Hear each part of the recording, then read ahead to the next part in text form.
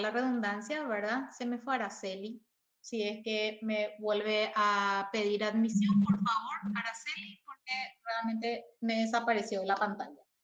Bueno, como les dije, estamos en la embriología temprana, la embriología incipiente. Habíamos empezado todo este proceso con la gametogénesis, que se produce en ovarios y testículos, donde se preparan las células para este fenómeno biológico que vamos a ver ahora, es uno de los que vamos a ver, que es la fecundación. Y con la fecundación comienza lo que se denomina la primera semana, desde la ovulación a la implantación, así se llama la primera semana del desarrollo humano, previo a la producción, porque dice de la ovulación y no dice desde la fecundación, porque la ovulación se produce solamente unas horas antes de la fecundación, porque el óvulo, que ya habíamos visto que técnicamente es un ovocito secundario, una célula que aún no ha finalizado la segunda, división meiótica, es viable solamente unas horas. Y la mayor parte de los estudios demostraron que es una célula que no vive más de 24 horas y muy raramente la fecundación se produce luego de las 12 horas. O sea que podemos decir que el óvulo es una célula de una viabilidad muy restringida y se tiene que fecundar dentro de las 12 horas de haberse producido la ovulación, de lo contrario degenera. Entonces, por eso dice desde la ovulación, la ovulación es el fenómeno por el cual el ovocito secundario es expulsado del ovario, esa es la ovulación, ¿sí? Y es el fenómeno que precede a la fecundación. ¿Y cómo termina la primera semana? Termina con la implantación del producto en el útero, cuyo endometrio se tuvo que haber preparado para el efecto.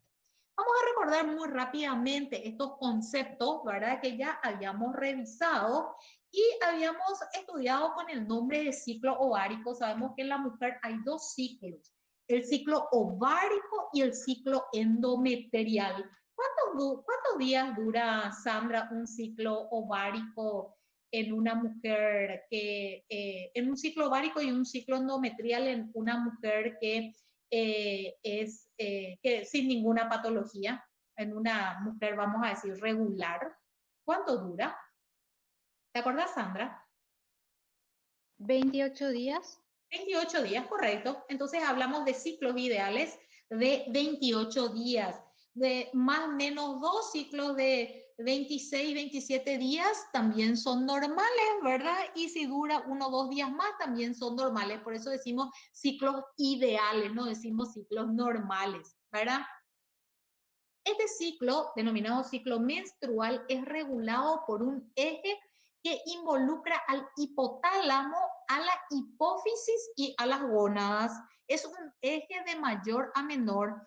El hipotálamo es una parte, corresponde a una parte del sistema nervioso central que también sirve al sistema endocrino, y allí se liberan la hormona, o se libera la hormona denominada hormona liberadora de las gonadotropinas. Estas hormonas liberadoras pasan a través de un sistema vascular muy particular que se llama sistema porta hipotálamo hipofisario y llegan al lóbulo anterior de la hipófisis, a la adenohipófisis, donde estimulación endocrina a las células basófilas, unas células especiales de la hipófisis, y estas, ante ese estímulo de hormona liberadora, va a sintetizar y secretar las dos gonadotrofinas hipofisarias que se denominan FSH, hormona folículo estimulante, y la LH, que es la hormona luteinizante. La hormona folículo estimulante en la mujer tiene sobre todo la función de estimular el crecimiento y la diferenciación de los folículos ováricos, mientras que la hormona luteinizante, como dice su nombre, estimula la formación del cuerpo lúteo. Esta hormona aumenta mucho en su cantidad en la sangre muy cerca de la ovulación, se produce un pico horas antes de la ovulación, ¿verdad? Y luego es la hormona que predomina en la segunda etapa de este ciclo y que estimula el funcionamiento, primero la formación y posteriormente el funcionamiento del cuerpo lúteo. En este ciclo ovárico, donde una cantidad relativamente importante de folículos, que se denomina cohorte folicular. La cohorte son todos los folículos que empiezan su proceso de crecimiento todos juntos. Entonces, en este ciclo ovárico, una cohorte es reclutada, ¿sí? Y empieza el proceso de maduración folicular. Ese proceso de maduración folicular va a finalizar con la maduración total de uno de ellos, denominado folículo maduro o folículo de De Graaf, llamado también preovulatorio o terciario, tienen muchos nombres, ¿verdad? Morfológicamente prácticamente no tienen diferencias, por eso nosotros lo utilizamos como sinónimo. Van a ver ustedes en ginecología que sí hay algunas diferencias entre ellos, ¿verdad?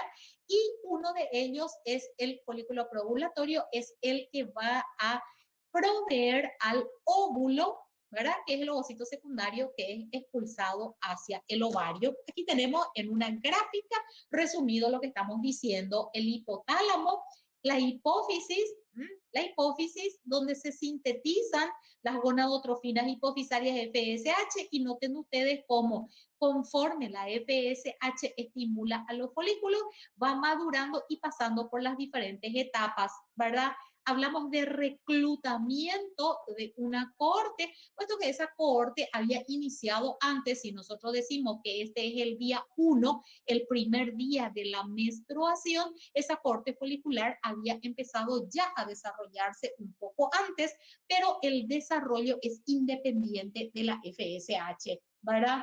Llega un momento en que la cantidad de receptores y la calidad es suficiente como para que esa cohorte folicular responda, vamos a decir así, responda a ese estímulo por FSH y continúe su proceso de maduración.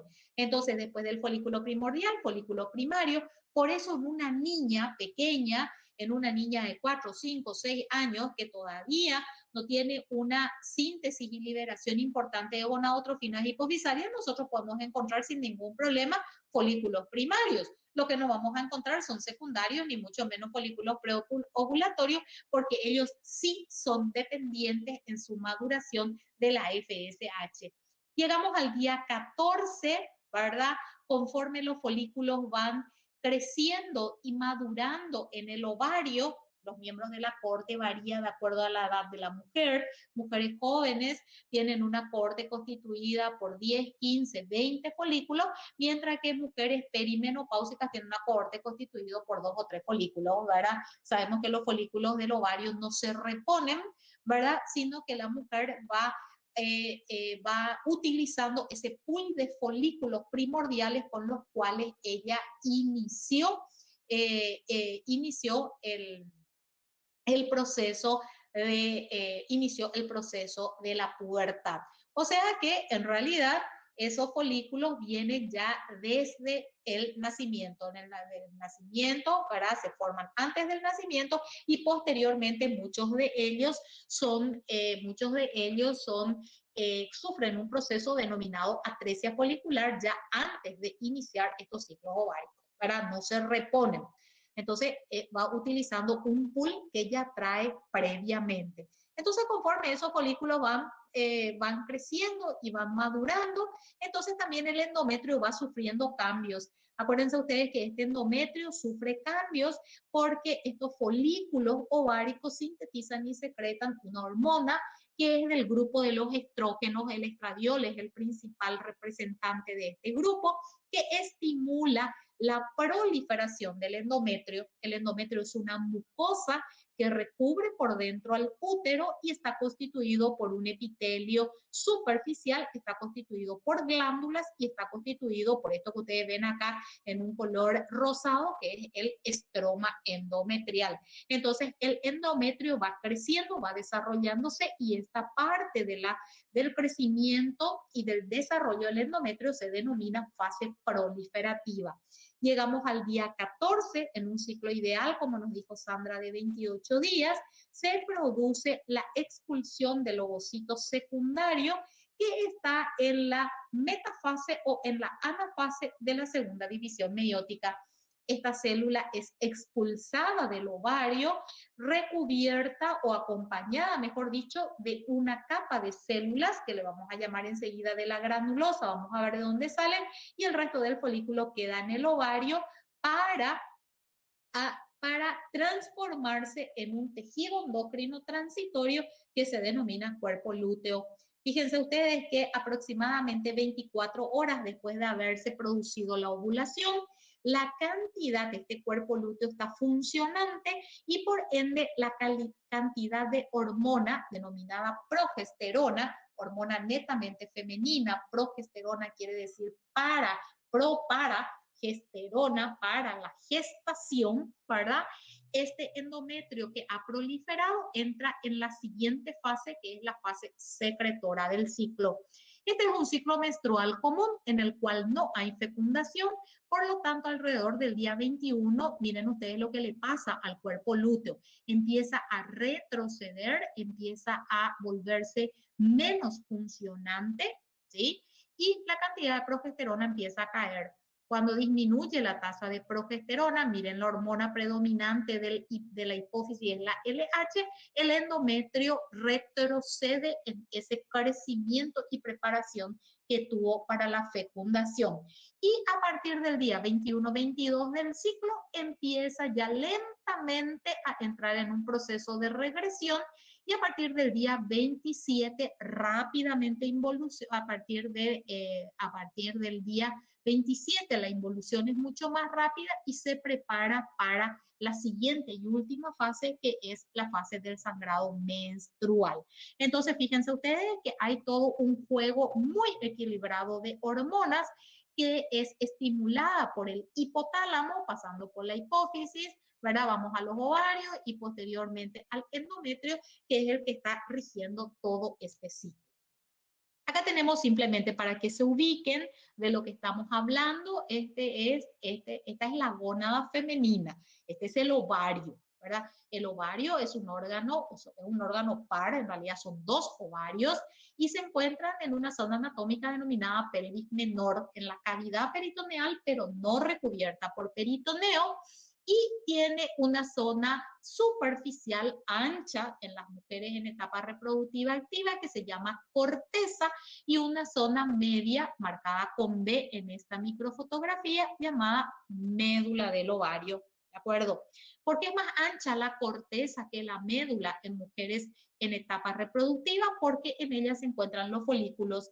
Noten ustedes cómo acá en la superficie tenemos una gran cantidad de folículos llamados primordiales, lo vamos a ver otra vez enseguida. Conforme los folículos van madurando, van profundizándose en la corteza y acá ya tenemos un folículo mucho más desarrollado y esto se denomina folículos secundarios. Luego, cuando el folículo ha crecido, se ha madurado lo suficiente, va a volver a la superficie del ovario para el momento de la ovulación. El ovario está recubierto por un epitelio llamado epitelio superficial, antiguamente germinativo, ¿verdad? Que corresponde a un epitelio tipo cúbico simple. ¿Se acuerdan que habíamos visto como ejemplo de epitelio cúbico simple?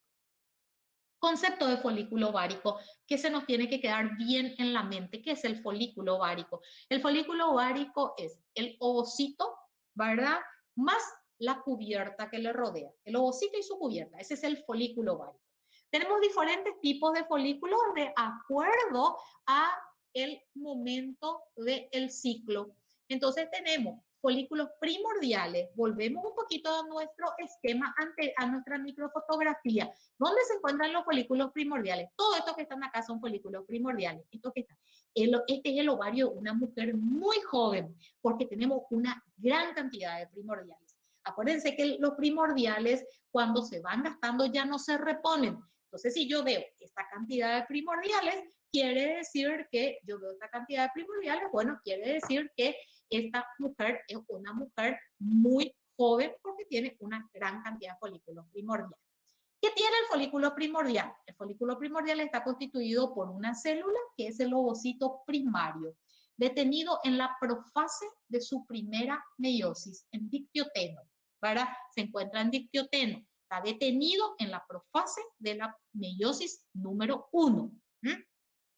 Y está rodeado de un grupo de células aplanadas que se originan, ¿verdad? Eso vamos a ver más adelante, en el cordón sexual, y estas células se denominan células foliculares.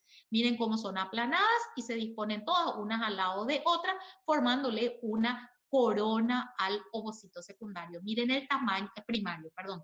Miren el tamaño de la célula, el tamaño del núcleo, una cromatina ligeramente desenredada y un nucleolo bien prominente. Acuérdense que esta célula está en división meiótica, rodeado por estroma folicular, por estroma gonadal, perdón, de dónde salió ese estroma gonadal, todo este tejido que no es folículo y que está rodeando a los folículos, eso se denomina estroma gonadal.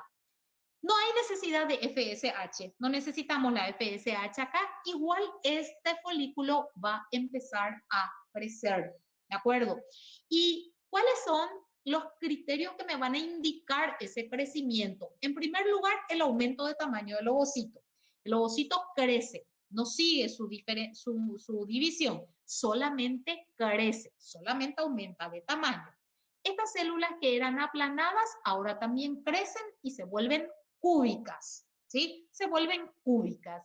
Y estas células netamente se separan del estroma gonadal por una membrana basal. Por eso estas células que ahora pasan a llamarse capa de la granulosa, se va a formar una capa llamada capa de la granulosa. ¿De dónde viene? Del crecimiento de estas células que están acá, que son las células foliculares, tienen características parecidas a los epitelios, asientan sobre una membrana basal, las células están yuxtapuestas y no tienen una vascularización directa, ¿no? Entonces tiene algunas características que nos recuerden. Y el estroma gonadal, noten ustedes cómo es diferente a este y va condensándose alrededor de este folículo. Y acá aparece esto que está pintado en rojo, que es una capa celular glucoproteica sintetizado por el ovocito y en colaboración con las células de la granulosa y se denomina membrana pelúcida. Noten ustedes, esto va a acompañarle hasta el momento de la fecundación, ¿verdad? Incluso solamente antes del proceso de la nidación en el útero, ¿verdad? De la implantación va a desaparecer.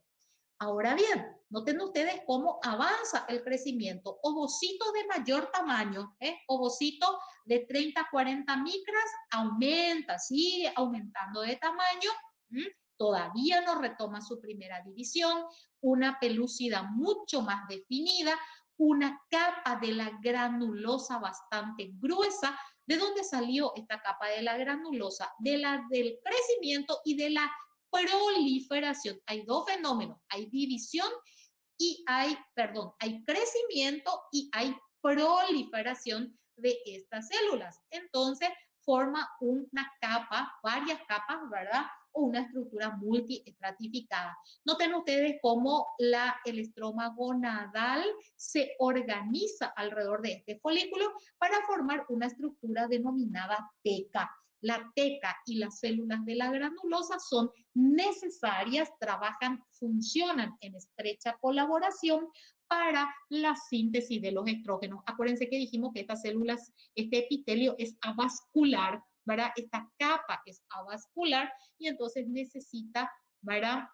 A las células que le rodean a este folículo, que son llamadas, que van a diferenciarse en teca. Sigue creciendo el folículo y ahora, ¿qué aparece? en el espesor de esas células de la granulosa, ahora ellas empiezan a separarse, estaban unidas entre ellas y ahora empiezan a distanciarse unas de otras, de modo que el líquido extracelular y el líquido que se encuentra en el estroma gonadal empieza a ingresar lentamente y forman pequeñas vacuolas, eso no nos muestra acá, ¿verdad? Pequeñas vacuolas que luego coalescen, coalescer quiere decir juntar, para formar una única cavidad en forma de semiluna que se llama antro folicular o cavidad antral. Esta cavidad antral está llena de un líquido muy particular, ¿verdad? Que se denomina líquido antral o folicular. Noten ustedes cómo el ovocito que sigue creciendo, sigue siendo un ovocito primario, fíjense ustedes cómo está como empujado hacia una zona, ¿verdad? Ya no está en el centro, ahora es excéntrico en el folículo, mucho más acá.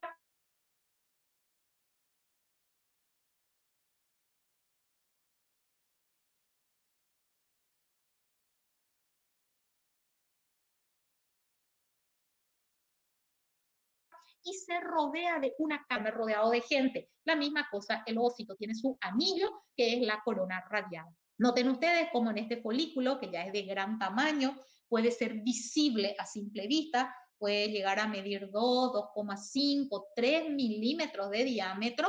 Entonces, esta célula queda como enterrada en un cúmulo de células de la granulosa y esto se llama cúmulo prolígero o cúmulo óforo, como quieran llamar. Y se forma una gran cavidad, ¿verdad? Y la presión de este líquido va aumentando progresivamente, y es uno de los fenómenos que va a desembocar en la ovulación, o sea que va a disparar el proceso de ovulación. Acá tenemos, ¿verdad? El estroma folicular, el estroma gonadal, perdón, cómo se ha organizado alrededor del folículo y se diferenció en dos capas. Acá también se nota esa diferenciación, ¿verdad? Nos muestra dos tipos de células en este dibujo y esto se llama teca externa y lo que le rodea inmediatamente al folículo se denomina teca interna. Entonces, las células de la granulosa son afectadas por factores de crecimiento. Acá vamos a recordar lo que hablamos en algún momento de señalización parácrina, que es una característica funcional de estos factores de crecimiento. En este caso, factor de crecimiento 9, ¿verdad? Y el endometrio, por acción de los estrógenos, entra en lo que denominamos la fase proliferativa. La fase proliferativa. También ocurre cambio a nivel del, ¿ustedes se acuerdan del epitelio que habíamos estudiado en el endocervix? Dijimos que era un epitelio cilíndrico simple mucosecretor. Bueno, ese epitelio forma un tapón mucoso duro como un engrudo, ¿verdad? Que va a obturar ese canal endocervical. Sin embargo, cuando nos acercamos al día 14, ese moco se vuelve mucho más fluido, se vuelve filante por acción, ¿verdad?, de esta hormona, y esto va a facilitar posteriormente la ascensión de los espermatozoides hacia la trompa uterina. Función del pico de LH. Dijimos, LH quiere decir hormona luteinizante. ¿Para qué sirve el pico de LH? Tiene una función súper importante. Permite que ese ovocito que estaba detenido en la profase de su primera meiosis, fíjense acá, estaba detenido en la profase de su primera meiosis, por acción del pico de LH, termina la primera meiosis, expulsa el primer cuerpo polar y comienza rápidamente la segunda meiosis, ¿verdad? No hay fase S entre la primera y la segunda meiosis, y antes de terminar esa segunda meiosis, entonces ya se va a producir la ovulación. No le dio tiempo a terminar la segunda meiosis y ya se produce la ovulación. Fíjense ustedes, ¿verdad? Habíamos dicho el tamaño, ¿verdad?, del folículo, y esto puede ser incluso visible, como les dije, y esto es bastante bien, bastante práctico cuando se quieren recoger los óvulos.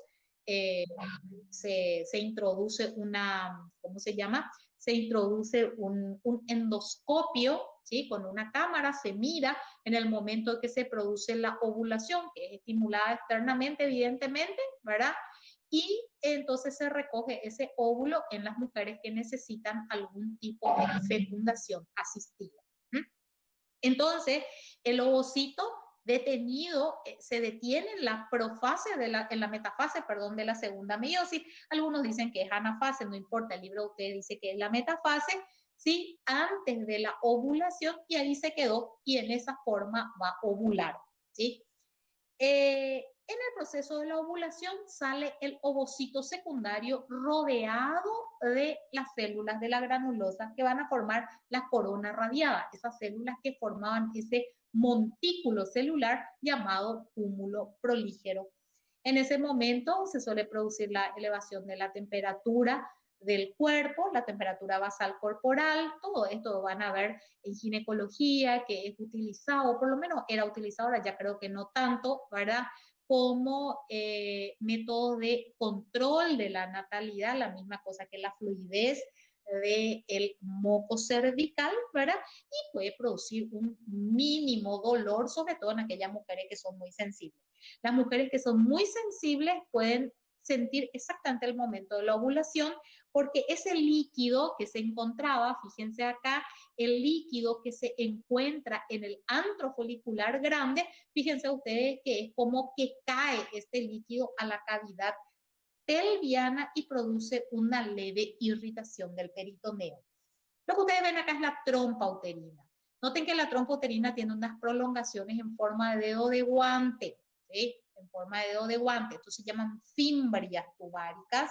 Y estas fimbrias tubáricas se apoyan sobre el ovario para recoger al ovocito secundario, ¿verdad? Ven que acá nos muestra que está en anafase de la segunda división meiótica. Entonces nosotros vamos a decir simplemente en la segunda división meiótica. Esto está parado, vamos a decir acá, y es recogido hacia el tercio externo, que es la región más amplia de la trompa uterina, que se denomina ampolla tubárica. ¿De acuerdo? O sea que la trompa uterina, estas prolongaciones, estas fimbrias, recogen este ovocito secundario, que ahora va a pasar a llamarse óvulo, y lo lleva hacia la luz de este órgano tubular que se denomina trompa uterina o oviducto. Miren cómo este autor nos muestra que lo que queda del folículo preovulatorio en el ovario inmediatamente sufre cambios, no es así, no es instantáneo, ¿verdad? Simplemente nos quiere mostrar que a partir del resto del folículo preovulatorio se forma el denominado cuerpo lúteo. Y esta cavidad que estaba acá ocupada por líquido, ¿sí? Estaba ocupada por el líquido antral, esta cavidad, entonces ahora se llena de sangre. ¿Por qué se llena de sangre? Porque se rompió la superficie del ovario, fíjense, se rompió esa membrana basal que rodeaba las células foliculares y se rompe la superficie del ovario. Y esto después se cicatriza. Es una lesión que se va produciendo y por eso el ovario de una mujer que ya tuvo muchas ovulaciones es irregular. Mientras que el ovario de una niña sin ovulación es de una superficie bastante lisa, bastante regular. Entonces, esto se llena de sangre que después se va a reabsorber totalmente y se forma lo que se denomina el cuerpo lúteo o cuerpo amarillo. Se llama así por el color que tiene en estado fresco, en el vivo, ¿verdad? Tiene una coloración amarillenta oro que después va cambiando progresivamente y se vuelve anaranjada, luego amarronada conforme va envejeciendo ese cuerpo lúteo. No es el cuerpo lúteo desaparece en el día 28, no se produjo la menstruación y ahí desapareció, no, sino que va progresivamente envejeciendo hasta cicatrizar completamente y transformarse en una cicatriz llamada cuerpo blanco. ¿Para qué necesitamos la LH acá? Para que se forme el cuerpo lúteo, ¿sí? ¿Y a partir de qué se forma el cuerpo lúteo? De las células de la granulosa que quedaron y de las células del estroma gonadal que le dimos en llamar teca. ¿Se acuerdan? Que le llamamos teca. Que le necesitábamos a ambos grupos celulares para la síntesis de estrógeno. Entonces vamos a tener las células granuloso-luteínicas por un lado y las células ecoluteínicas, se denominan así. Muy bien. ¿Qué hace la trompa uterina llamada también oviducto? Fíjense qué magnífico el nombre, nos ayuda a recordar la función de este órgano, el ducto del huevo, quiere decir oviducto, empieza a contraerse rítmicamente. Las contracciones rítmicas del músculo liso de un órgano tubular se llaman peristaltismo. Se mueve el intestino, acá vemos que se mueve la trompa uterina, ¿verdad? Y ese epitelio que nosotros lo habíamos visto hace unas cuantas semanas atrás como un epitelio cilíndrico simple ciliado, ese epitelio ciliar empieza a moverse, de modo que este ovocito grande, cuando uno es grande, es pesado, se mueve lentamente, no es ágil. Eso le pasa al ovocito, él es grande, ¿verdad? Al ovocito secundario, que ahora se llama óvulo, ¿sí? Ahora ya se llama óvulo. Este ovocito secundario, óvulo, grande, ¿verdad? Con una gran cantidad de citoplasma, que tiene una membrana pelúcida, que tiene un grupo de células de la granulosa que le rodea, se va moviendo lenta y pesadamente a través de la trompa uterina. Hasta que habitualmente ya al inicio de su movimiento encuentra a los espermatozoides. Los espermatozoides que han sido depositados en el fondo del saco vaginal y que están ascendiendo y previa capacitación van a estar listos, van a estar preparados para la fecundación. Por estos movimientos que estamos viendo acá, ¿verdad? Esto es lo que explica lo que nos dice el libro, que la fecundación se produce generalmente en el tercio externo de la trompa, en la ampolla, pero se puede producir también más hacia el istmo del útero, nunca en el útero, ahí no se fecunda en la trompa y generalmente en la parte más externa, porque no tiene tiempo de moverse porque el óvulo es muy pesado, vamos a decir así, y se mueve con dificultad. Entonces, acá tenemos, ¿verdad? Antes de continuar con el proceso de fecundación, vamos a ver qué es lo que ocurre, ¿verdad? Si es que, qué es lo que ocurre una vez expulsado el ovocito secundario, se forma el cuerpo lúteo. Tenemos dos tipos de cuerpos lúteos, el cuerpo lúteo menstrual, ¿sí? Que el cuerpo lúteo menstrual es el del ciclo menstrual, y el cuerpo lúteo gravídico. El cuerpo lúteo gravídico es el de la gravidez, embarazo, ¿verdad? Entonces, el cuerpo lúteo gravídico, que es súper y terriblemente y definitivamente importante para que se mantenga la gestación en el primer trimestre. Se hicieron experimentos con animalitos, ¿verdad? Y se les extirpó el cuerpo lúteo e inmediatamente se pierde la gestación en las primeras semanas. Quiere decir que el cuerpo lúteo es capital, ¿verdad? Como fuente de hormonas que va a mantener ese producto viable, va a mantener la viabilidad de la gestación hasta que la placenta se encuentre totalmente formada. Eso vamos a ver placenta más adelante. Esta es miren por qué se llama cuerpo amarillo. Y miren ustedes cómo acá, este es un folículo que quedó quístico acá, y miren cómo acá tenemos cuerpos amarillitos más chiquititos. Estos cuerpos son de épocas o de ciclos pasados. Y finalmente van a cicatrizarse y se van a constituir, van a pasar a hacer estas estructuras que se llaman cuerpo albicans. Albicans quiere decir blanco, ¿verdad? Albicans o blanco, que es una cicatriz de este tejido endocrino transitorio. Y acá tenemos el cuerpo lúteo en una microscopía, ¿verdad? Así le vemos, son células que sintetizan hormonas esteroideas, por lo tanto son grandes, son amplias, tienen un citoplasma claro, ¿sí? Citoplasma clarito, y tenemos dos tipos de células, una más grande y una más pequeña, ¿verdad? Células granulosoluteínicas y células ecoluteínicas. Vamos a nombrarlas nomás por el momento. ¿Sí? Entonces acá tenemos al ovario con todos los fenómenos, no es que va moviéndose así, les muestra simplemente, ¿verdad?, cuáles son las etapas en la previas a la ovulación. Entonces empezamos con el folículo primordial, seguimos con el folículo primario, folículo secundario, folículo preovulatorio maduro, se produce la ovulación, ¿sí? Y esto que queda aquí para toda esta estructura se transforma en un cuerpo lúteo que una vez que cicatriza se va a transformar en un cuerpo blanco.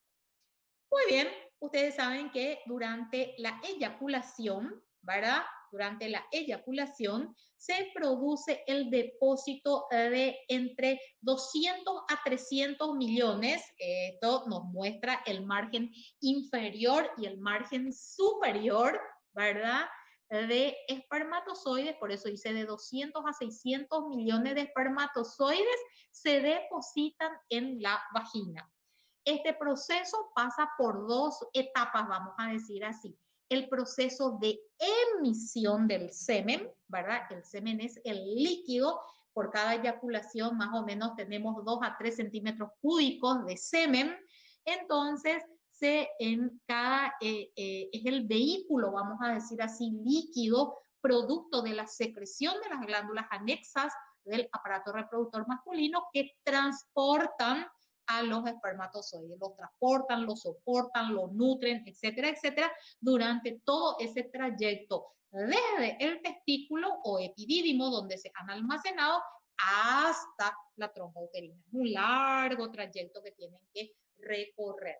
Entonces, este proceso pasa por dos fases, el proceso de la emisión del líquido seminal, que comprende la contracción, ¿verdad?, de los conductos eyaculadores, o sea, de todos los conductos en realidad, porque los espermatozoides son depositados y almacenados en el epidídimo, y de allí desde el epidídimo pasan, ¿verdad? Conducto del epidídimo, conductos eyaculadores, ¿verdad?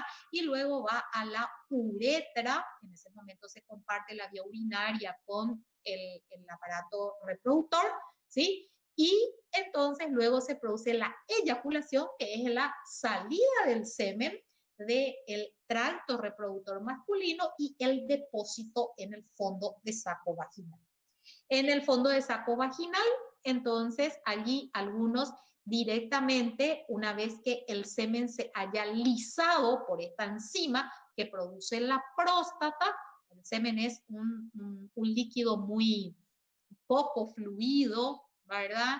Que tiende fácilmente a la coagulación, entre comillas, ¿verdad? A pesar de que no es estrictamente, o sea, no es estrictamente la coagulación que se produce en la sangre, pero tiene similitudes. Entonces los espermatozoides van a quedar todos atrapados allí. Entonces, para que esto no ocurra, para liberar a los espermatozoides, la próstata sintetiza una enzima que vamos a decir lisa, rompe, ¿verdad? Ese coágulo seminal y permite la liberación de los espermatozoides para que puedan ascender hacia la trompa uterina.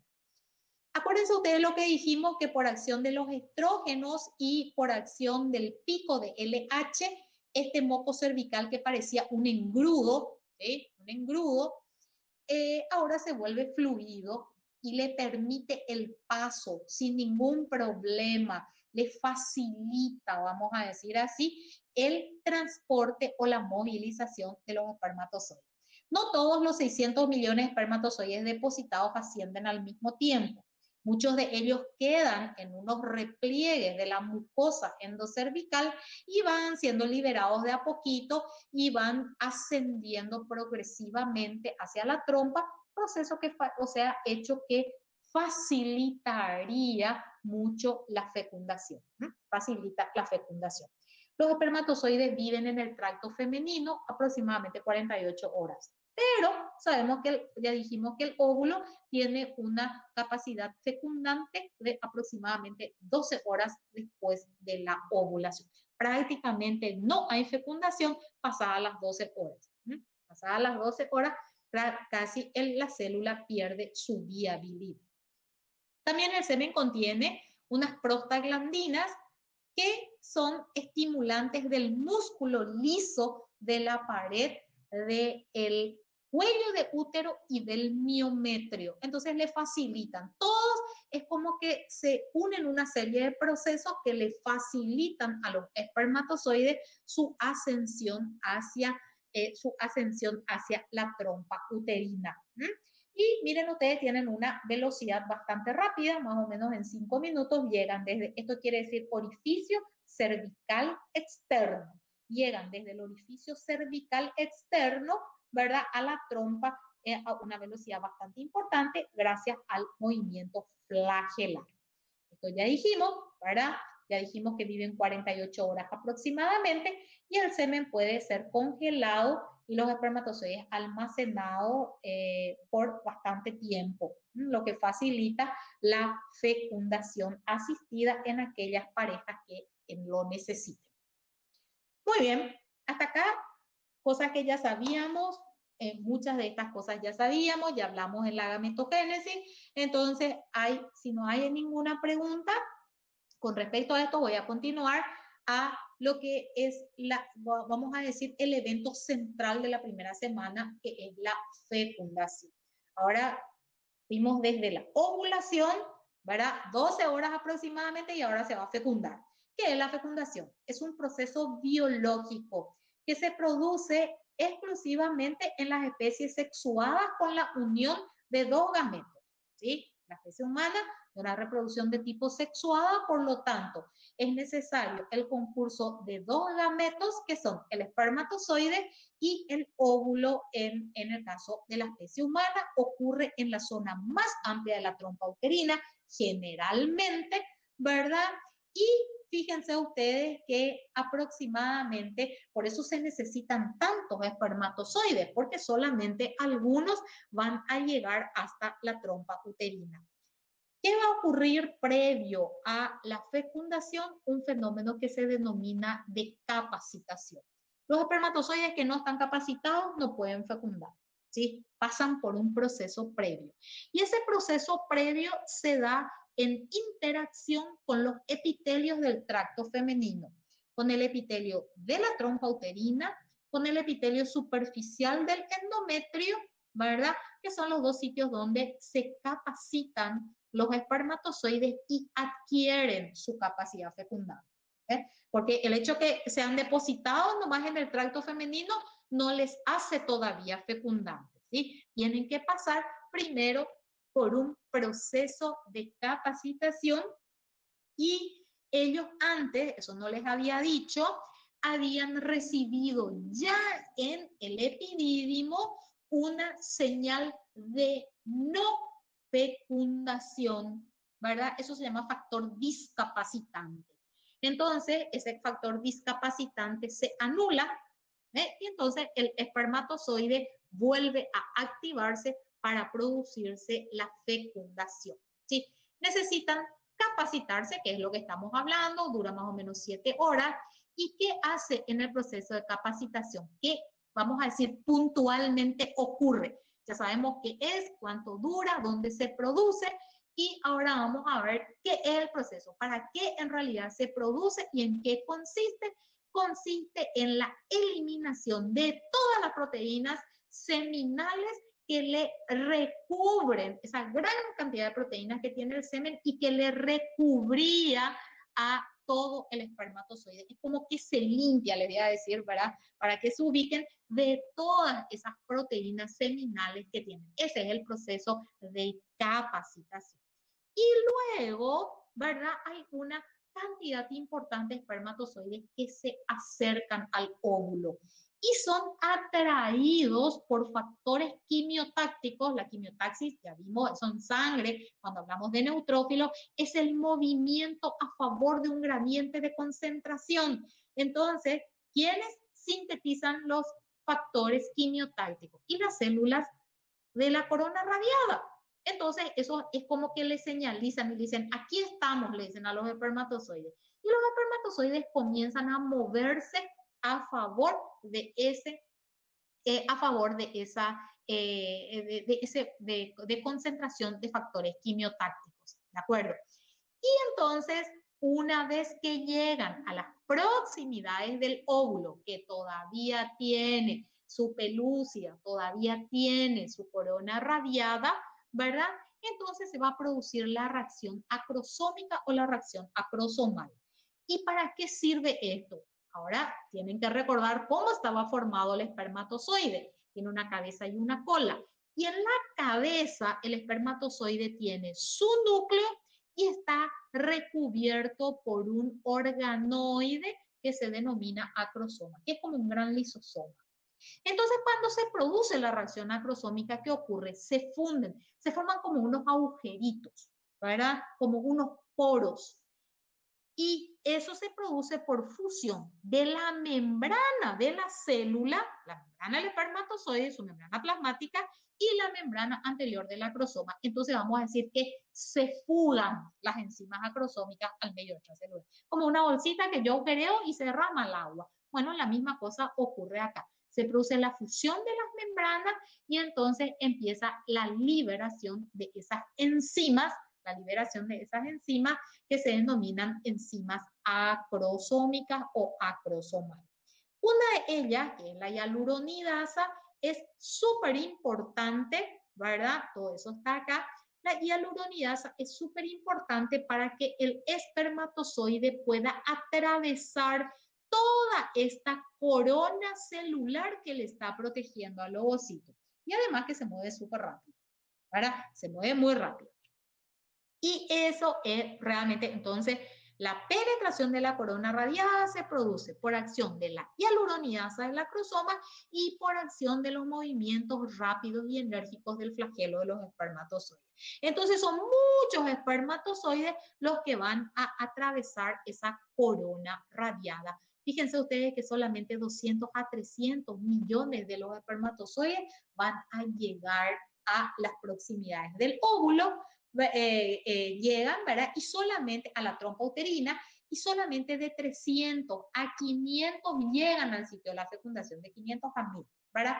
Llegan al sitio de la fecundación. Miren un poquitito, la cantidad que fueron depositados, los pocos que llegan a la trompa, ¿verdad? Muchos se quedaron por el camino, la mayoría diría yo, y solamente de 300 a 500 se ubican en las proximidades del óvulo con todas las cubiertas que estuvimos hablando. Y solamente uno de estos espermatozoides es necesario para la fecundación. ¿Y entonces para qué sirven los demás? ¿Verdad? Si uno nomás necesitamos, ¿para qué queremos tantos millones? Porque los demás ayudan a abrir el camino, ¿verdad? Como que van marcando el camino para el espermatozoide fecundante. Muy bien, una vez que pasó la corona radiada, ahora tiene que pasar la siguiente capa, ¿verdad? La siguiente capa, que es esta que le vemos acá en marrón, ya pasó todo esto, ¿sí? Entonces va a pasar, tiene que pasar esta que es la zona pelúcida, ¿verdad? Tiene que pasar todo esto que es la zona pelúcida. Entonces, la zona pelúcida es una capa glicoproteica. Está formada por unas proteínas que se denominan ZP. Dice que se disponen como en una red estas proteínas. Si lo miramos en 3 dimensiones. Y estas proteínas se llaman ZP porque son de la zona pelúcida, proteínas de la zona pelúcida. Y entonces esta capa pelúcida tiene que ser atravesada por los espermatozoides o por el espermatozoide que va a fecundar. Y eso lo hace gracias a sus otras enzimas acrosómicas. Y una de las más importantes es la acrosina. Acrosina. Esta es una enzima capital para que el espermatozoide pueda degradar esta capa de glicoproteínas y penetrar hacia el óvulo. Y luego, acá, por una serie de uniones, de proteínas de unión intercelular, donde tenemos a las integrinas y desintegrinas, ¿verdad? Entonces, ¿qué hace? El espermatozoide entra en contacto con la membrana plasmática del ovocito.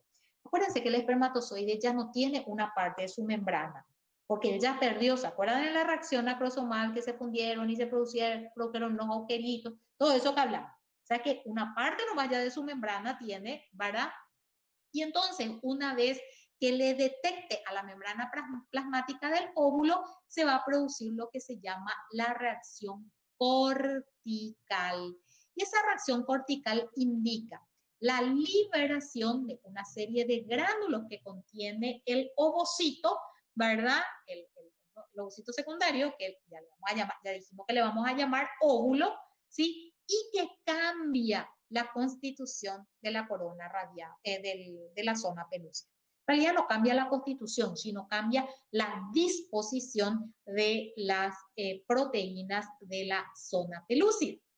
Y se van a fundir las membranas, Esta es la etapa que se denomina fusión de las membranas celulares. Estos gránulos en la reacción de zona, cuando se liberan las enzimas lisosomales, ellas son liberadas evidentemente hacia el espacio perivitelino, ese espacio que le rodea al óvulo. Y entonces, las integrinas y desintegrinas que permiten, ¿verdad?, que se habían activado, permiten la fusión de las membranas y entonces vamos a decir, yo siempre les digo para que ustedes recuerden que en el proceso de fecundación, el que penetra al interior del citoplasma del óvulo es solamente el núcleo del espermatozoide y su flagelo sin la membrana plasmática. O sea que es como que entra desnudo, ¿sí? Es como que entra desnudo. Deja su membrana plasmática, se funde con la membrana plasmática del óvulo, ¿sí? Y él entra a cuerpo gentil, entra desnudo, y esto tiene una explicación, ¿verdad? Esto es para que no se produzca ninguna reacción de eliminación del espermatozoide, para que el óvulo no lo reconozca como extraño y no lo eche, ¿verdad? Y no lo desintegre. Entonces, por eso se produce esta fusión de las membranas, la fusión de las membranas celulares, ¿sí? Y entonces acá va a terminar, ¿verdad? Va a producirse la segunda división meiótica del ovocito, va a finalizar esa segunda división, se va a expulsar el segundo cuerpo polar y se van a formar dos pronúcleos, que se denomina pronúcleo femenino y pronúcleo masculino, evidentemente. El óvulo deja de llamarse óvulo, ya es una célula distinta, deja de llamarse óvulo y se transforma en una célula que se llama ovótide. Entonces, la ovótide es la célula que comporta a los dos pronúcleos, pronúcleo femenino y pronúcleo masculino. Esos pronúcleos, ¿sí? Esos pronúcleos empiezan a modificar a su contenido, a sus cromosomas, y se está preparando para entrar en fase S y comenzar la primera división mitótica, que va a ser ya la segmentación de la ovótide. Entonces, se forma pronúcleo femenino, se forma pronúcleo masculino, ¿verdad? Y se activa metabólicamente a la célula. Entonces, funden esto y cuando se funden los pronúcleos masculinos y femeninos, entonces el ovótido se transforma en un cigoto. Cada pronúcleo pierde su membrana nuclear, ya ha pasado por fase S. Acuérdense que cada uno de los pronúcleos tiene 23 cromosomas simples, ¿verdad? Entonces, tienen que pasar por fase S, se pierden sus membranas nucleares y los cromosomas se alinean en la parte media de la célula para iniciar la primera división de segmentación y la formación de las dos primeras células hijas que se llaman blastómeros. Entonces, ¿qué diferencias hay entre el ovótido y el cigoto? El ovótido es la célula, o ovótide se llama también, la célula que comporta a los dos pronúcleos masculinos, a los dos pronúcleos, femenino y masculino, ¿verdad? Entran en fase sintética, empiezan a sufrir modificaciones morfológicas los cromosomas. Cuando se funden los pronúcleos, entonces pasamos a tener una célula que se denomina cigoto. Acá ya tenemos, ¿verdad?, a la célula. Ven acá, tenemos todavía el pronúcleo femenino, el pronúcleo masculino, se aproximan, entraron en fase S antes, se aproximan, pierden su envoltura nuclear evidentemente, ¿verdad? Se aproximan a la parte media de la célula y acá se vaya a producir la primera división de segmentación. En los espermatozoides entran desnudos al interior de la célula, se produce la reacción cortical o de zona que cambia la morfología de la membrana plasmática de la zona pelúcida para impedir que otros espermatozoides puedan penetrarle a este óvulo. ¿Cuáles son los resultados de la fecundación entonces?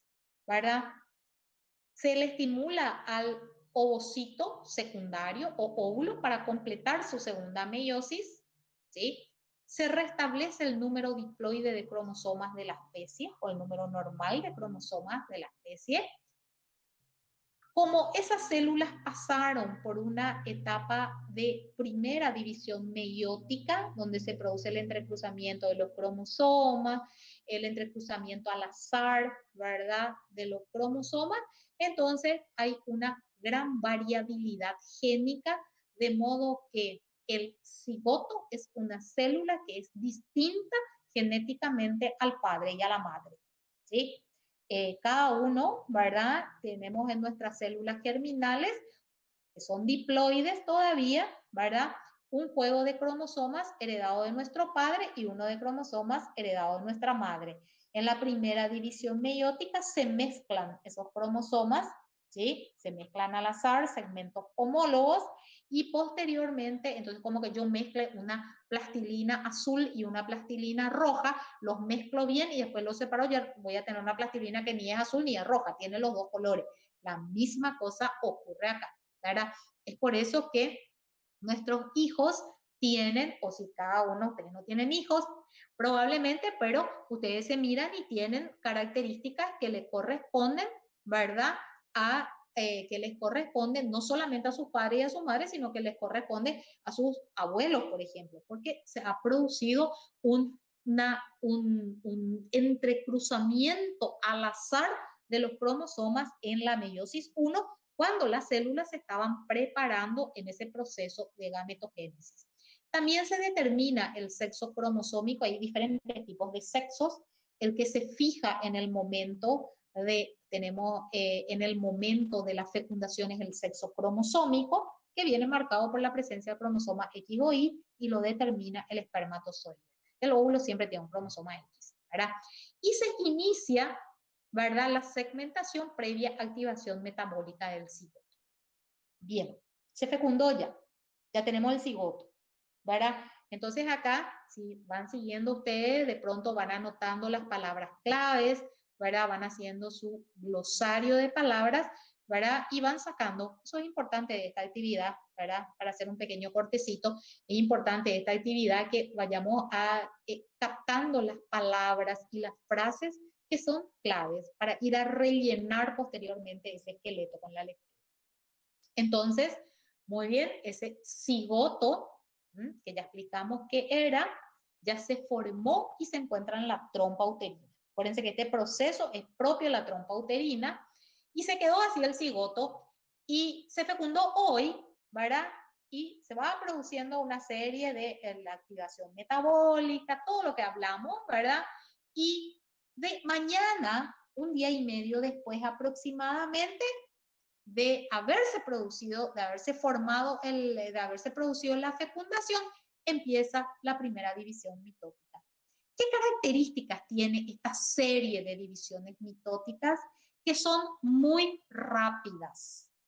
Ustedes se acuerdan en biología que nos decían que una de las primeras preguntas que respondía la célula antes de dividirse es: ¿soy lo suficientemente grande como para dividirme? Esa es una de las preguntas que respondía la célula. Acá la célula no tiene tiempo de crecer. Es por eso que las células hijas son más pequeñas que la célula madre generalmente, porque es una serie de divisiones mitóticas rápidas, ¿verdad? Muy rápidas, una detrás de otra. Pues hablamos de una serie de divisiones mitóticas, ¿verdad? Esto acá dice serie de divisiones mitóticas. Y entonces, como no tiene tiempo de crecer, voy a ir formando un macizo celular compacto, como una uva, como un racimo de uva, como una mórula, como ustedes quieran llamarle, ¿verdad? Y las células hijas se van a denominar blastómeras. Miren lo que dice acá, disminuyen de tamaño en cada división. ¿Por qué será que disminuyen de tamaño? Pues la célula se divide tan rápidamente que no le da tiempo a la célula a crecer, ¿sí? Aproximadamente, dijimos que primero se divide en 2 células, después se divide en 4, después se divide en 8, ¿verdad? Y así sucesivamente hasta llegar a formar un conjunto apretado que no tiene más de 32 células, que se denomina mórula. Aproximadamente 72 horas después de haberse producido la fecundación, yo ya tengo este macizo celular Miren cómo si ustedes comparan con esta, comparan con el cigoto, y estas células son más chicas que el cigoto. Ahora bien, comparen un poco estas células con esta y con esta, son más pequeñas, ¿verdad? Ya sabemos por qué. Se forma este macizo celular y miren ustedes quién está todavía presente, la zona pelúcida, fiel al ovocito, le sigue acompañando ya en su otro estado de vida, ya que es la mórula acá.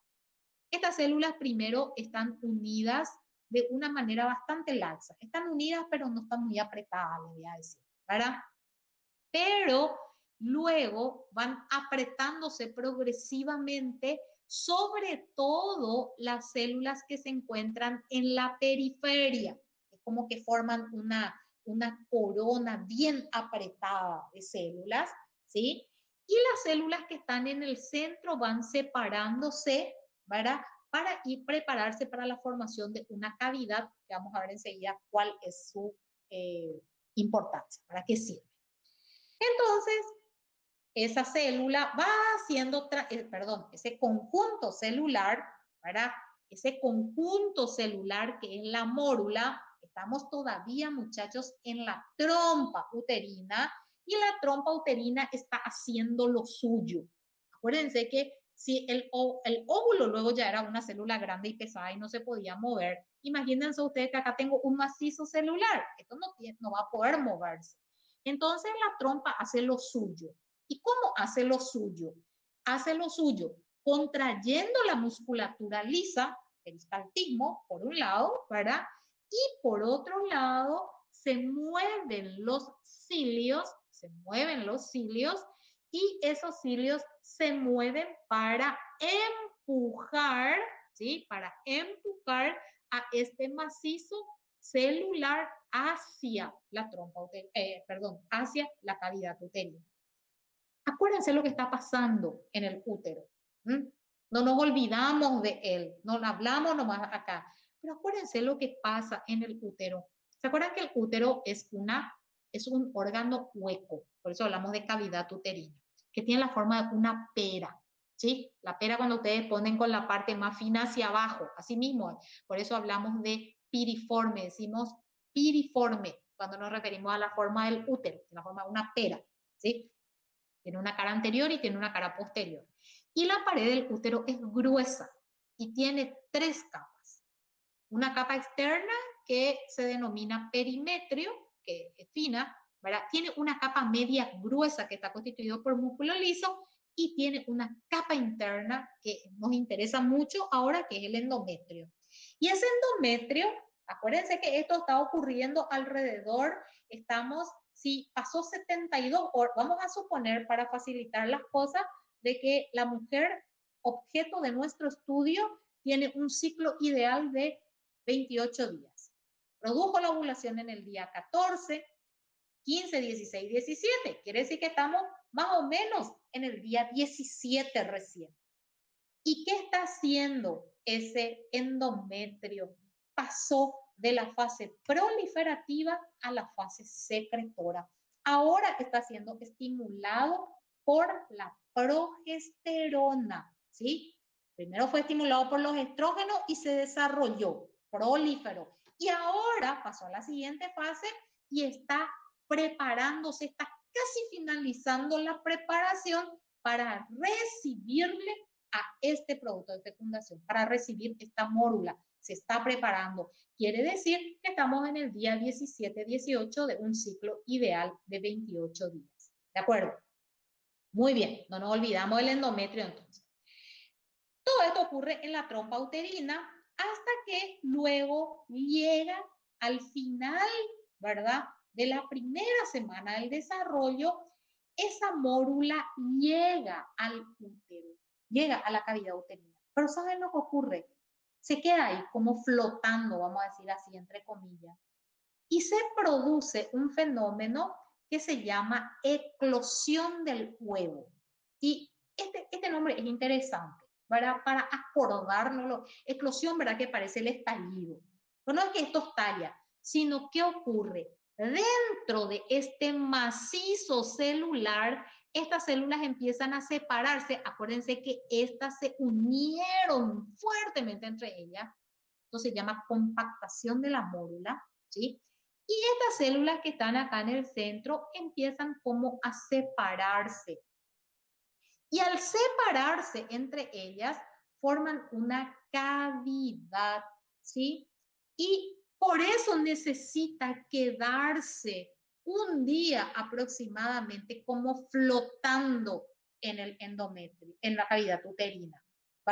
Todavía no se prende al endometrio, queda flotando. Entonces tiene dos propósitos esto.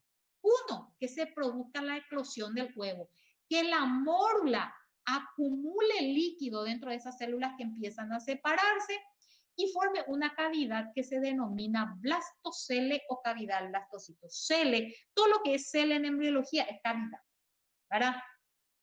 Entonces, se llama blastocele o cavidad del blastocito. Miren un poco, estamos en el día 18 recién, de un ciclo ideal. Entonces, ¿para qué ocurre esto? Tiene la función de formar el blastocito. Segundo objetivo, darle tiempo a la zona pelúcida que dijimos que era súper fiel al óvulo, súper fiel a él, ¿verdad? Para darle tiempo a que se desintegre, se despide. En este momento ya no tiene ninguna función y se desintegra la zona pelúcida. Y también le da tiempo al endometrio para que termine de prepararse. Es como yo le voy a recibir una visita muy importante y ya está llegando, está viniendo mi visita, yo estoy terminando de acomodar mi casa. Bueno, la misma cosa, el endometrio está terminando de acomodarse para recibir a esta visita importante, ¿verdad? Que en este momento, que es este producto de la fecundación. ¿De acuerdo? Tiene varios objetivos. Y el cuarto y último objetivo, otra vez, es en relación al producto de fecundación, para darle tiempo a estas células que quedaron afuera, o sea, no que quedaron afuera, que quedaron en la periferia, para que estas células tengan se diferencien, vamos a decir así, y forme lo que se denomina masa celular interna o trofoblasto. Y lo que queda adentro, acá ya tenemos en una imagen, ¿verdad? Tenemos al blastocele, esto se denomina masa celular externa o trofoblasto. Es muy fácil saber para qué va a servir esto. Y una masa celular interna que se denomina embrioblasto. ¿Sí? Facilísimo. Esta masa celular interna va a formar posteriormente en la segunda semana ya el disco bilaminar. ¿Sí? Miren que es una pelota de células, porque esta es una pelota de células, pero acá se formó una cavidad, pero esto sigue siendo una pelotita de células, ¿verdad? Y a partir de esta pelotita de células voy a formar un disco. ¿Sí? Como esos panelomitos árabes uno encima de otro, ¿verdad? Un disco. Y esto que queda va a servir para la formación del disco bilaminar, ¿sí?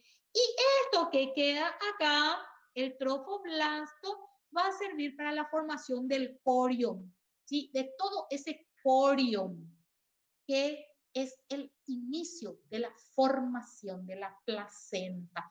Por eso, ahora, dentro de poquito vamos a estudiar placenta y vamos a decir que la placenta es un derivado que está constituido, o sea, es un órgano que está constituido por derivados de dos individuos, ¿verdad? Este individuo que va a dar que es el trofoblasto y de la madre que va a contribuir también con la formación de una capa muy particular formada a partir de ese endometrio que se denomina decidua. Muy bien, va a terminar ya la primera semana, ¿verdad? Va a terminar la primera semana y entonces, formado el trofoblasto, ahora si yo le dejo esto acá flotando en la cavidad uterina, se va a perder. Se va a perder. La fecundación, el embarazo no va a continuar, la gestación no va a continuar. Entonces, es prioridad que se desarrolle el trofoblasto. Porque el trofoblasto, ¿qué va a hacer? El trofoblasto va a prenderse. Ustedes saben, literalmente, yo quiero que se acuerden de este término, ¿sí? Quiero que se acuerden de este término. Se va a prender por el endometrio, ¿sí? Se va a prender así como con garras. Se prende por el endometrio, ¿verdad? Y va a producirse, va a empezar el proceso que se denomina implantación, nidación. El texto ustedes dice solamente nidación, pues yo quiero que ustedes se acuerden de la implantación, porque es muy gráfico, ¿verdad? Estas células del trofoblasto, como que si tuviesen garras, como si tuviesen ganchos, ¿verdad? Se prenden por el endometrio, que está súper preparado ya para recibirle, y se implanta.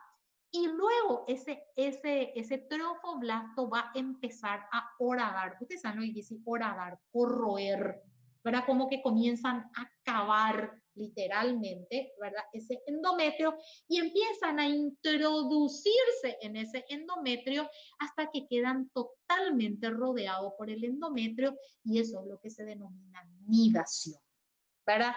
Entonces una serie de procesos que comienza, ¿verdad?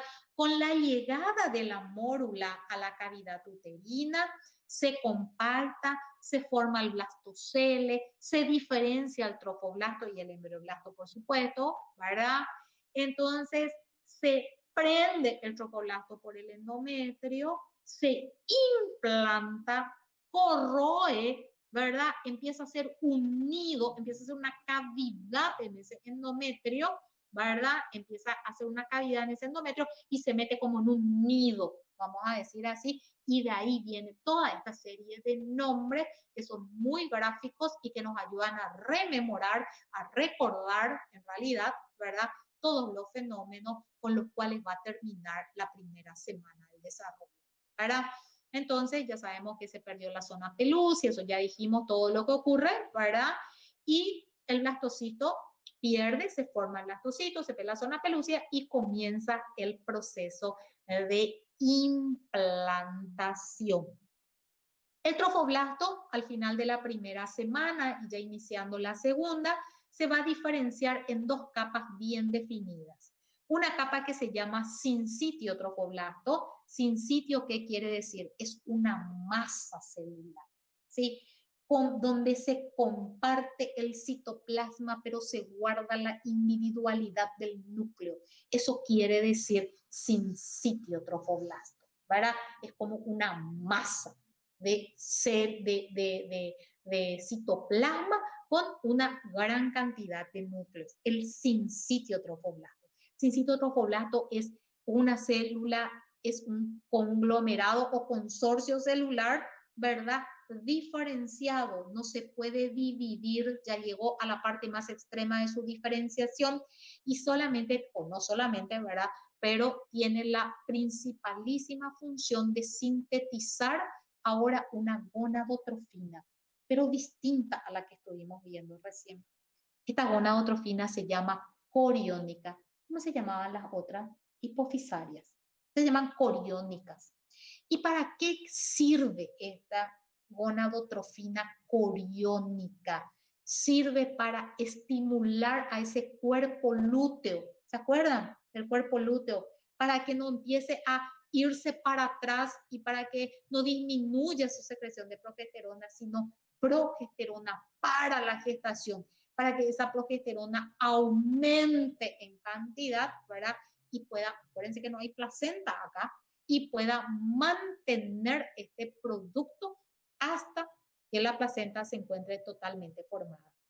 Y una capa interna que se llama citotrofoblasto. Esta es una capa interna uninucleada, las células son como cuboideas, tienen un núcleo único y son las células que se dividen por mitosis y se diferencian hacia el sincitio trofoblasto. Esta no se divide, esta es la que se divide, ¿verdad? Y se diferencia hacia sincitio trofoblasto. Cito y sincitio trofoblasto. Hay otros tipos de trofoblastos que yo quiero nombrarlos por lo menos ahora, ¿verdad? Porque sí son muy importantes en la patología. Hay un gran grupo de patologías que se llaman la patología del trofoblasto, que van a estudiar muy bien, ¿verdad? Un poquito más adelante, y cada una se forma o se origina en diferentes tipos de trofoblasto, ¿verdad? Sí, estos son los que ustedes tienen que saber porque es la punta, las dos puntas, ¿verdad?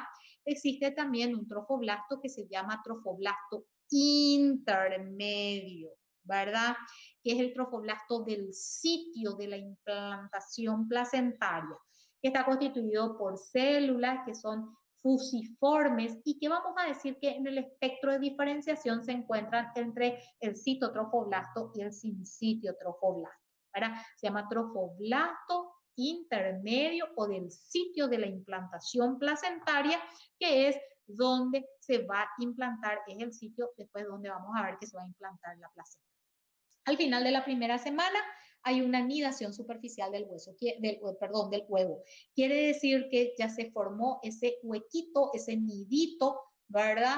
Donde empieza a introducirse ese producto de fecundación. Y acá tenemos lo que estamos diciendo. Miren acá el trofoblasto, cómo se prende por el endometrio súper preparado para recibirle y empieza ese proceso de ruptura, ese proceso de lesión, ese proceso de horadamiento, horadación, no sé cómo así se dice, ¿verdad? Del endometrio para la formación de una cavidad que le va a contener. Terminó la primera semana. Después empieza la segunda, que ya es más corta. Ahora, preguntas acá. No hay ninguna pregunta. ¿Están ustedes todavía conectados? ¿O ya me dejaron solo y solamente su foto? Sí, gracias, Rosmarí, gracias, Víctor. Abrió su micrófono. Gracias, gracias. Bueno, un poco larguito, pero es lindo este tema. Yo espero que les guste y yo estoy segura que muchos de ustedes van a optar, gracias Juan Pablo, estoy segura que muchos de ustedes van a optar por el área materno-infantil. Muchos de ustedes van a ser probablemente ginecólogos, obstetras, pediatras, ¿verdad? Entonces son especialidades muy comunes. Ustedes estuvieron leyendo en las redes sociales que sus compañeros más, ¿cómo se llama? Más grandes, ya que han terminado la carrera y el internado, optaron por sus especialidades médicas, por sus residencias.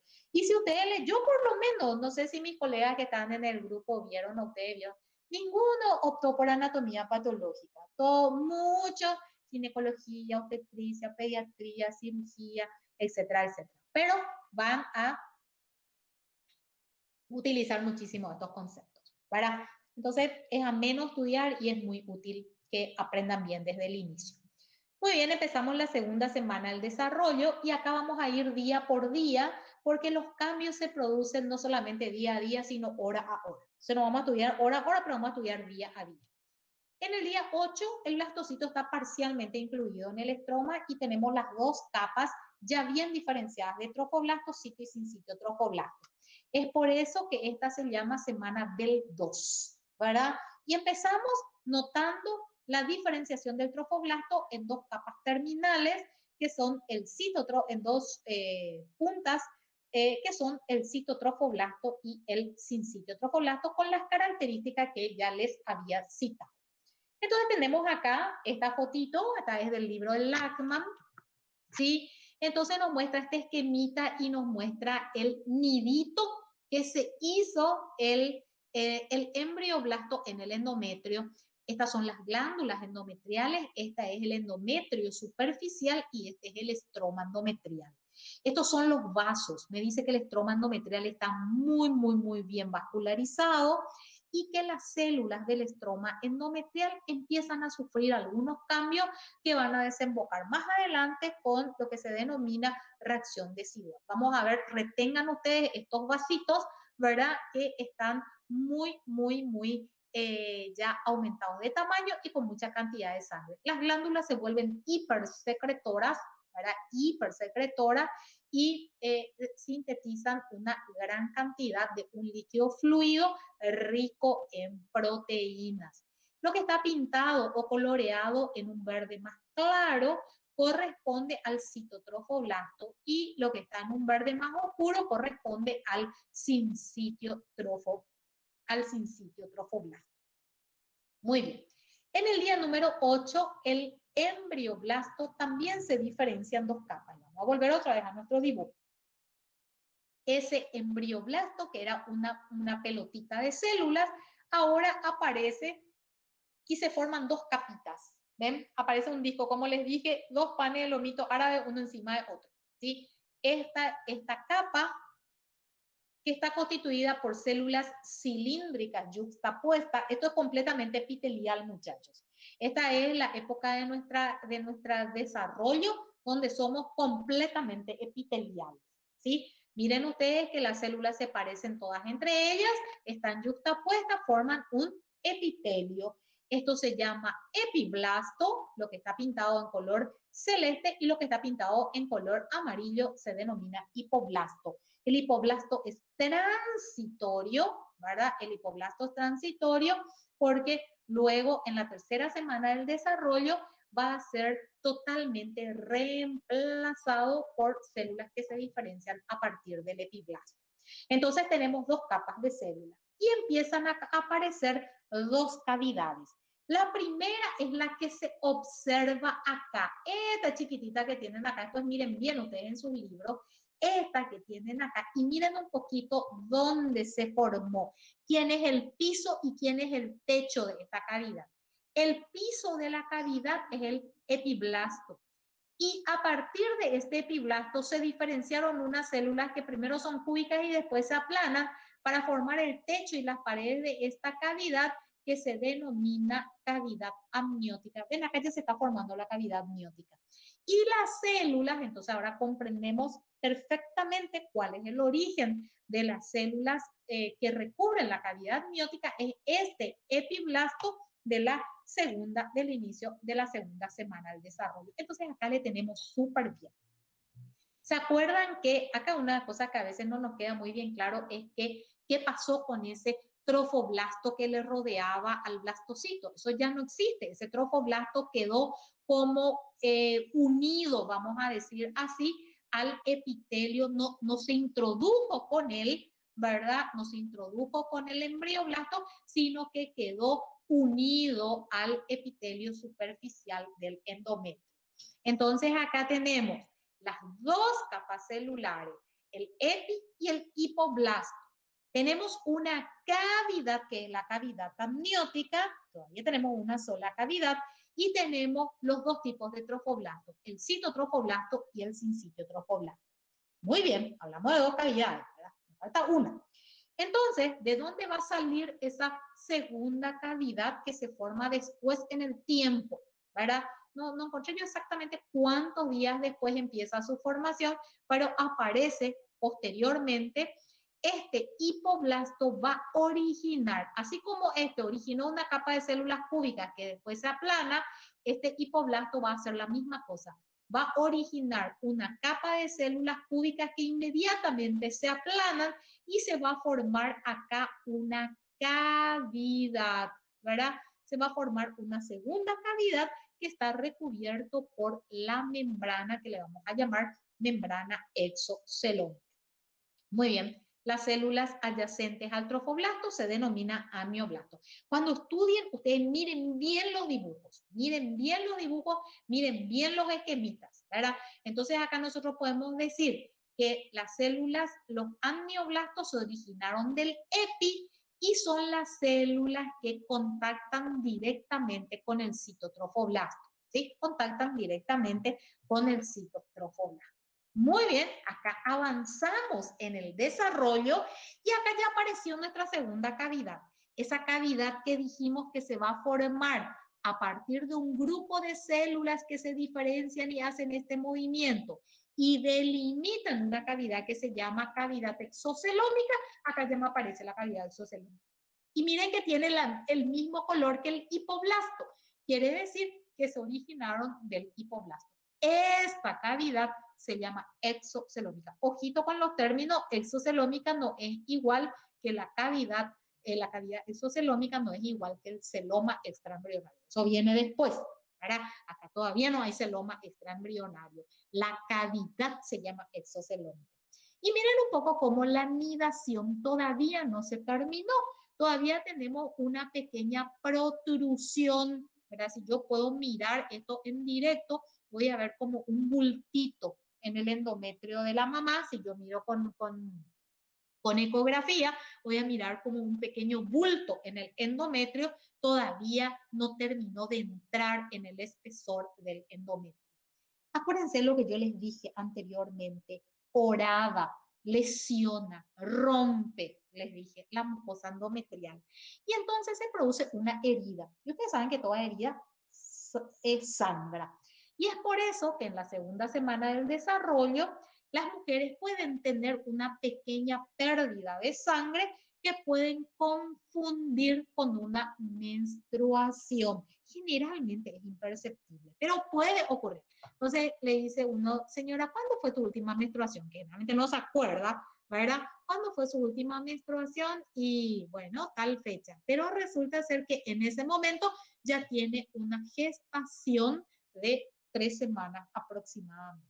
¿De acuerdo? Eso puede variar la fecha probable de parto. Por eso ahora la fecha probable de parto o la edad gestacional en realidad, así se llama, la edad gestacional se determina, por ejemplo, por el diámetro de la cabeza, por la longitud del fémur, etcétera, etcétera, y no por la fecha de última menstruación, que nadie se acuerda 4 meses después. Entonces acá ya tenemos por qué esto se llama semana del 2. Tengo entonces 2 hojas en el disco bilaminar.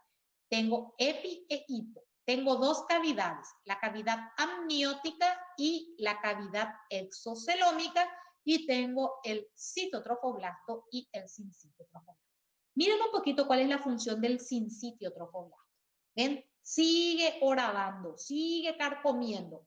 Y ahora ya le alcanzó una glándula. ¿Ven? Ya le alcanzó una glándula. Y esta sintetizaba y secretaba un líquido rico en proteínas, dijimos. ¿De acuerdo? Retengan eso. Y si esto sigue horadando, se sigue extendiendo, sigue penetrando, ¿a quién se va a ir a atacarle? Se va a ir a horadar, se va a ir a lesionar la pared de este vaso sanguíneo. Eso es súper útil, ¿verdad? Vamos a ver enseguida, es súper útil. Este grupo celular, jóvenes, va a continuar penetrando en la profundidad si es que el endometrio no hubiese estado acá para ponerle un freno, ¿sí? El genio biológico de estas células es la infiltración.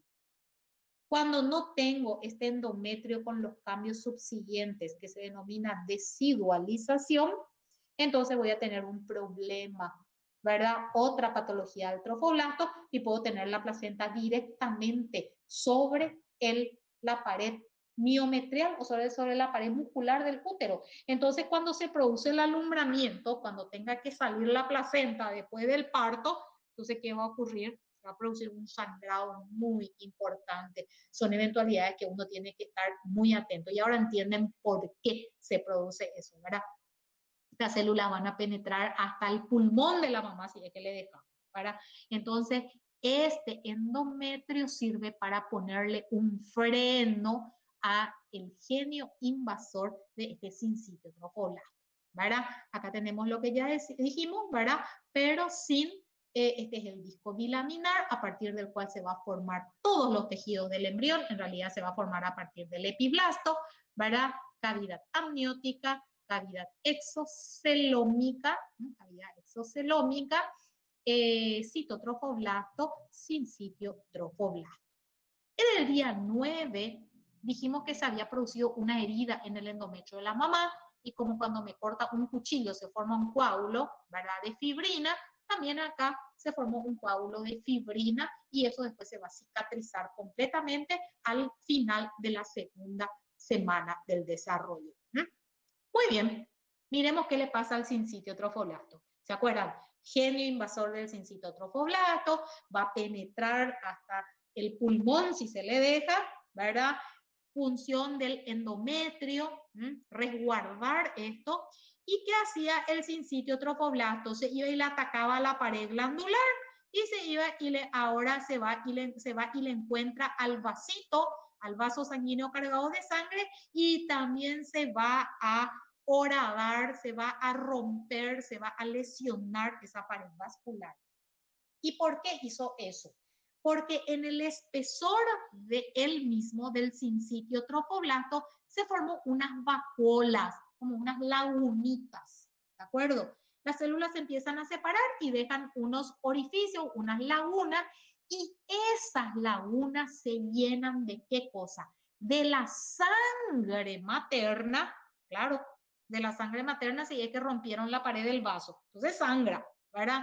Se llena de sangre materna y como se rompió la pared de la glándula, la secreción de la glándula, en vez de irse hacia la cavidad uterina, entonces se va a llenar estos espacios. Entonces en esas lagunas tenemos secreción de las glándulas endometriales y tenemos la sangre de los sinusoides, o sea, de los vasos maternos, ¿de acuerdo?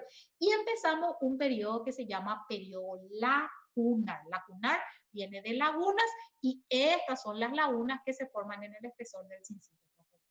Ahora atiendan lo que pasa. Acá está el coágulo de fibrina, esto después se va a cerrar totalmente, acá ya, está, ya se introdujo totalmente, acá ya se nidó, esto es la nidación, está en un nidito, ¿verdad? Y miren también lo que ocurre, se determinan dos polos, ¿sí? Dos polos. Entonces, miren acá en este polo, cerca del embrioblasto, prolifera el sincitio trofoblasto, ¿verdad? Y va a ir introduciéndose en forma de columnas macizas para formar lo que van a ver enseguida en la siguiente clase, que se llama vellosidad corial primaria. Y luego acá ven ustedes como prácticamente no se forma esto, no prolifera el trofoblasto. Entonces esto se va a llamar polo embrionario y esto se va a llamar polo abembrionario. Acá se va a formar el corión frondoso y acá se va a formar el corión leve. Acá no tiene, vamos a decir, rama, por decirlo de alguna manera, y acá aparece el corión, es como que uno tenga un árbol frondoso, ¿de acuerdo? O sea que me está marcando el sitio donde se va a formar la placenta. En el día 10, el producto está totalmente, el blastocito totalmente nidado en el endometrio materno, ¿verdad? Totalmente nidado en el endometrio materno y el epitelio ya se curó, en vez de ese coágulo de fibrina que teníamos acá, en vez de este coágulo de fibrina, ahora ya tenemos epitelio superficial. Está totalmente curado. No hay ni rastro de todo eso que hablamos, de esa invasión tan grande que nos produjo el sincitio trofoblasto, ¿verdad? Y las lagunas en el día 10 a 12 van a empezar a interconectarse entre ellas para formar, esto van a formar una red de células, una red de espacios, una red de lagunas, y entonces la sangre va fluyendo, ¿verdad? Y va intercambiándose entre estas lagunas. Y esto es súper importante, ¿por qué? Porque tenemos que nutrir a esto. Ya no es una célula, ni son 12 células, ni 14 células, son muchas más cantidades de células y estas células tienen que nutrirse. ¿Ven que no está vascularizado? Entonces, ¿cómo se nutren? A partir de los nutrientes que llegan a las lagunas. Conforme las lagunas se llenan de sangre, el endometrio sufre lo que se llama la reacción decidual, ¿verdad? La reacción decidual una vez que comienza la circulación uteroplacentaria. Esto después vamos a ver que va a ser origen, ¿verdad? Pero acá ya se llama de la verdadera circulación uteroplacentaria. La verdadera circulación uteroplacentaria.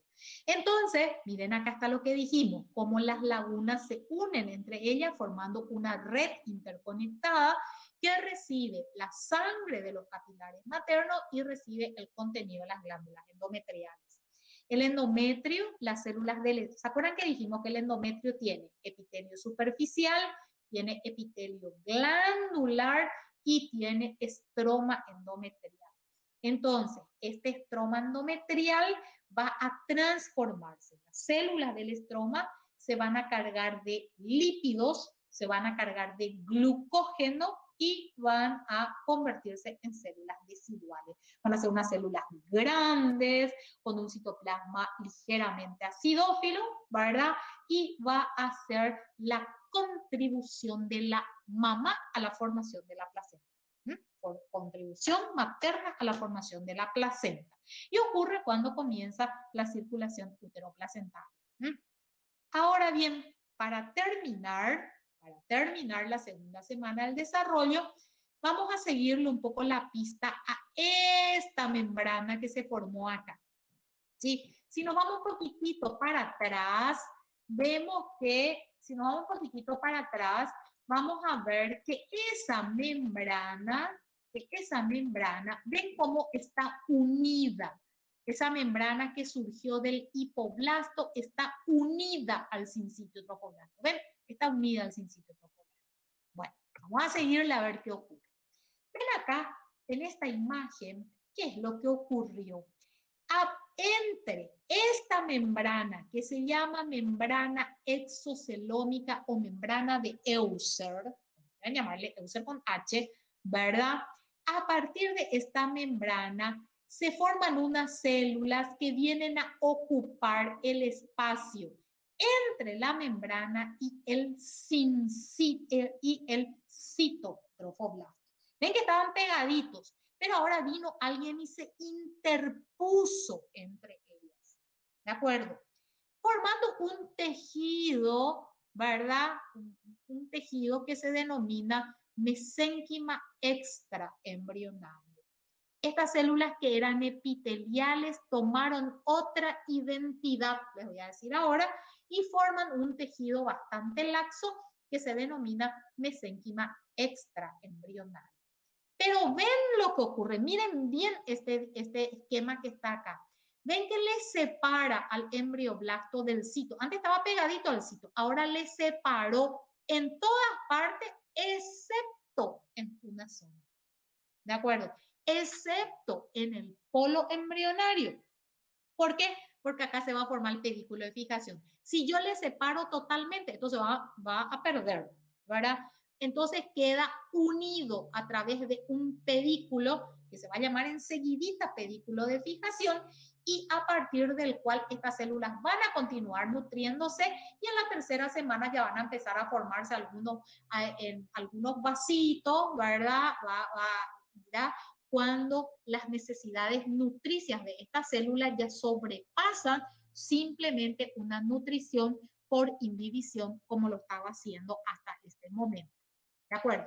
Entonces, acá tenemos a estas células de la membrana de Euser o de la membrana exocelómica. Entonces se forma este tejido que le tenemos acá en un celestito, en un violeta clarito, ¿verdad? Esto no me gusta tanto este esquema porque parece que se desprende. Recuérdense que no se desprende totalmente, que acá siempre tenemos el pedículo de fijación y como este tejido es muy laxo, empieza a formarse unos espacios, unas vacuolas. Así como se formó unas vacuolas acá, ahora empieza a formarse unas vacuolas y esas vacuolas van a coalescer, miren acá, empiezan a formarse estas vacuolas que coalescen. Coalescen quiere decir juntar. Se juntan y acá va a aparecer otra cavidad que va a ser mucho más grande y que va a ser completamente transitoria porque después va a desaparecer, vamos a ver eso más adelante. Entonces, esta cavidad, esto coalesce para formar una cavidad grande que se va a llamar celoma extraembrionario. ¿Ven? Porque les dije, no me confundan cavidad exocelómica con el celoma extraembrionario. Va a formar una cavidad que se llama celoma extraembrionario. Esto luego se va a llamar cavidad coriónica. Cuando esté totalmente formado, se va a llamar cavidad coriónica. Entonces, la cavidad coriónica va a rodear completamente al disco bilaminar. Acá se va a formar la cavidad coriónica. Y excepto, va a desprenderse totalmente esto del citotrofoblasto, excepto en esta parte que se llama pedículo de fijación. Acá se va a formar el cordón umbilical, ¿verdad? Más adelante del fin, excepto a nivel del pedículo umbilical, y el blastocito mide aproximadamente 0,2 milímetros, chiquitito de todavía. Se produce la reacción decidual, ya dijimos que es, ¿verdad? Primero se produce en el polo embrionario y posteriormente va a afectar a todo el endometrio, ¿sí? Le nutre, le defiende, impide que el sincitio trofoblasto siga introduciéndose en el endometrio más de lo necesario, o sea, tiene muchas funciones esta reacción decidual. más adelante vamos a ver que en los ciclos normales, endometriales normales, aparece una célula parecida a estas cuando no hay fecundación, pero es muy restringido, se forma solamente alrededor de los vasos sanguíneos. Día 13, el saco vitelino presenta, se va a formar una estrangulación. Vamos a ver si acá tenemos la fotito, ¿verdad? Esa cavidad, ese celoma, esa cavidad exocelómica, perdón, ¿se acuerdan cómo se formaba la cavidad exocelómica? Entonces ahora aparece una segunda oleada de células del hipoblasto, ¿ver? Una segunda oleada de células, y esa segunda oleada de células va a determinar la formación de esta cavidad que se llama cavidad o saco vitelino primitivo. Esto se llamaba cavidad exocelómica, ¿verdad? Cavidad exocelómica, esto se llama celoma extraembrionario y esto se llama saco vitelino primario o primitivo. Esto va a desaparecer, miren cómo se está estrangulando, después esto se cierra acá y esto desaparece y esto es lo que se va a llamar después quiste exocelómico. Termina la segunda semana con la formación de la placa precordal, donde las células del epi e hipoblasto van a unirse. ¿Ven cómo se une íntimamente? Y forma una estructura súper importante para la señalización, ¿verdad? Y se denomina placa precordal. Después cuando migre el trofoblasto, el mesodermo, ya más adelante, no va a poder pasar a través de esta placa, sino que va a dar la vuelta hacia la placa precordal. Miren lo que pasó con el quiste exocelómico, esa membrana exocelómica, y ahora tenemos el saco vitelino. Entonces, esa cavidad exocelómica fue reemplazada por el saco vitelino, y él se convirtió en un quiste, o ella se convirtió en un quiste. Y acá ya tenemos una cavidad coriónica grande. ¿Ven? Todo le rodea a todo el disco bilaminar y le desprende del trofoblasto, del citotrofoblasto específicamente, excepto en una zona que se denomina tallo de conexión o pedículo de fijación. Dijimos que el sincitio produce gonadotrofina coriónica. Al final de la segunda semana el desarrollo ya puede ser detectado en sangre, lo único que en este momento todavía la mujer no sospecha que está embarazada, todavía no se mide generalmente el diagnóstico de embarazo, se propone cuando faltan 2 periodos menstruales consecutivos en mujeres en etapa reproductiva activa, ¿sí? Los genes paternos regulan el desarrollo del trofoblasto, los heredados del padre, ¿verdad? Y se produce el adhesivo, una protección inmunológica, de ese producto que en realidad es un cuerpo extraño para la madre, pero que no es detectado como cuerpo extraño para la madre. Acuérdense ustedes que aproximadamente el 50% de las gestaciones se pierden mucho antes de que la mujer se entere tan siquiera que estaba embarazada, que estaba en gestación, y se pierden generalmente por 2 motivos, ¿verdad?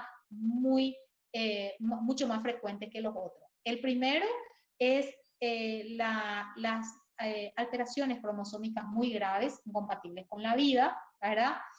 Y lo segundo es la insuficiencia en el funcionamiento del cuerpo lúteo. Acuérdense que dependemos totalmente de la progesterona del cuerpo lúteo.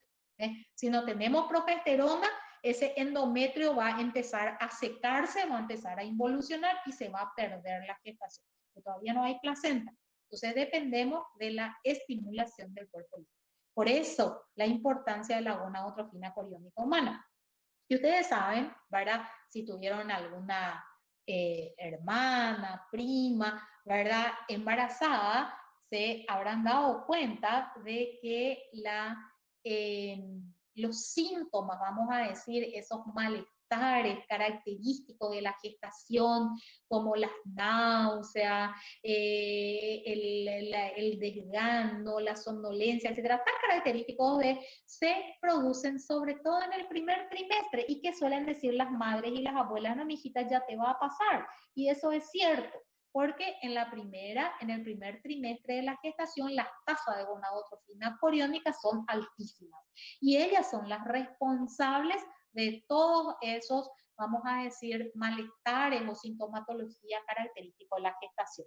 Luego, cuando la placenta está totalmente formada, ya no hay necesidad de una tasa tan elevada de gonadotropina coriónica. Siempre hay, evidentemente, ¿verdad?